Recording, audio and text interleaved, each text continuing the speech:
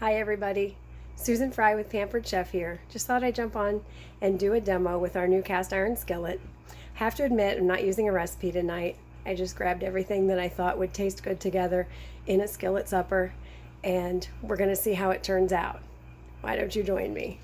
I'm going to pop this right down here. I apologize for the impromptu setup there. Okay, so what we're going to start with is some chicken. I've got a chicken breast. I'm going to just prime up my spritzer. Oh, I don't think I have enough oil in there. There we go. I'm going to have to fill that. I love using the spritzer because then I don't use as much oil as if I just poured it in. Always, after you use this kind of pump type, you want to burp it and let all that pressure come back out so that it doesn't make your oil rancid. So I'm going to get it up to temperature. I always like starting with a warm skillet. My ideal skillet is things being seared, so I definitely want to start with that warm. So what I'm going to do, I know a lot of you might just throw your chicken breast in whole. My husband's a little spoiled. He likes me to cut it up, so I dice it first. And also, since it's getting late and we're hungry, it makes it cook a little bit faster. I am using my favorite Pampered Chef Santoku knife. I kind of use this for just about everything. It is one of my favorites. Okay, it's getting warm. Maybe just another minute. This is also our small cutting board. Okay, so I'm going to go ahead and throw that in. It's not quite as hot as I would like it to be, but I've got some veggies to cut as well. The nice thing about cast iron is that you can also cut right in the skillet. Don't get me wrong, I love my non-stick and I wouldn't want to live without it, but having a cook surface that I can cut in is just amazing to me. I can cut a piece of meat to see if it's done inside when I'm being lazy and don't want to use my thermometer. I do usually use a thermometer though. So this is just gonna chop up this onion real quick. My onion's got a little bit of a bad spot in it there. Oh, there we go. I can hear the chicken starting to sizzle a little bit. It is getting there. It's a nice thing about the Santoku knife, I could never say that right, is I can cut up my onion and not have to really peel it. I just cut it up and the peels just come right off. And we're going to cut this up a little bit smaller than the chicken. I should have grabbed my bigger cutting board. I don't know what I was thinking. There we go. We got it cooking now. You can hear that. Now, when you put something wet in the cast iron, it's always a good idea to kind of let it sit in there for a little bit and cook until it moves easily on the bottom of the pan.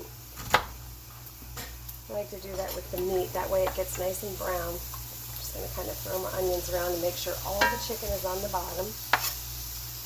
Okay.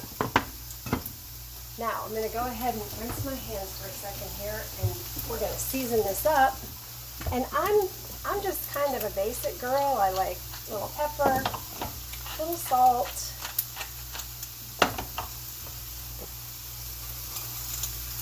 little garlic powder, very little. My husband doesn't like a lot of garlic. And then some onion. Now that's getting up to temperature because it's really sizzling there. I'm going to turn it down just a hair because I started it out kind of high. Let me get rid of that. Now the onions are going to take about as long as the chicken. I've also got some peppers that are already cut up I'm going to throw in. And I'm even just going to throw my potato, my pre-baked potato, right in with the skillet. But I'm going to wait until it's just about done because it just needs to warm up. I'm going to pick this. I hope I don't make you dizzy by moving the phone. I'm going to pick this up so you can see how nice that looks. All that sizzle. See how it's already getting done on the bottom? I'm going to let it go a little bit longer because I want it to be a little more brown. I'm going to stir up my onions a little bit.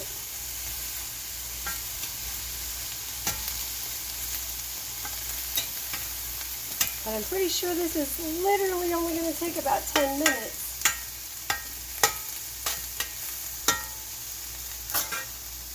I guess I should have gotten something out to show you while this cooked because I don't have enough stuff to cut up. But I do have to cut up my potato, so I'll be right back. I'll let you just watch that cook for a little while longer. Things quick in the kitchen are imperative in this house. We stay pretty busy. We're outside a lot. And sometimes on Saturdays we're gone all day. And then threw my peppers in there. I guess this is kind of a smothered chicken. I even found a little bag of mozzarella cheese to throw in.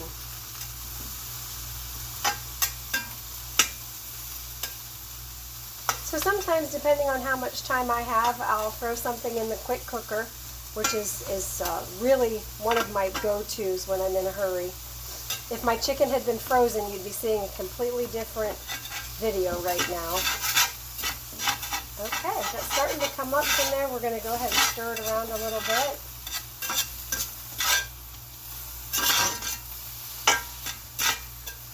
Now you can use your plastic utensils in the cast iron. I kind of like my metal. I'm cutting the chicken up just a little bit smaller there.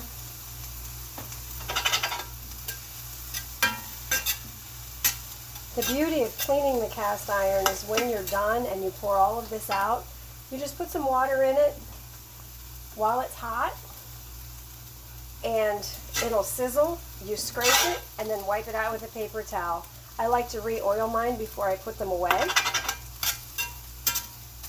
just so that it's ready to go the next time. I just store them in my oven. I did turn the heat up just a little bit more. I'd like to see my chicken get a little bit browner.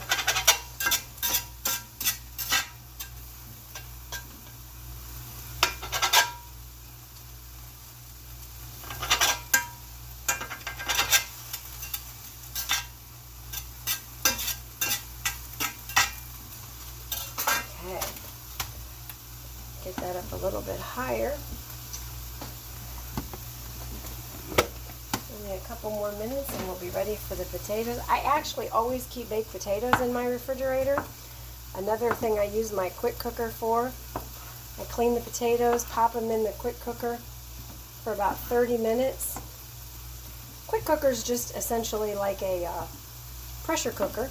Cooks them quickly and thoroughly. My potatoes get done usually in about 35 minutes, and then I leave them sit in it until the pressure goes down, which gives them a little bit more time to cook. And then I've always got a baked potato to throw in to a dish that I'm making or to just have as a side. Again, my Santoku knife. One of these days I will be able to say that if I practice enough.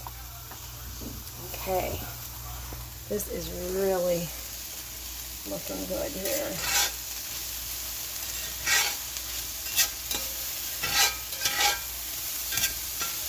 And you'll see that even though it's not a non-stick surface, oops, sorry, nothing is sticking to that. Cleanup is an absolute breeze.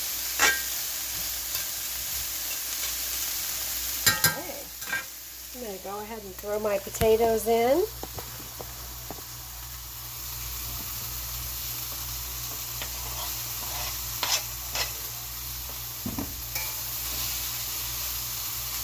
Since I added that, I'm going to add just a little bit more salt.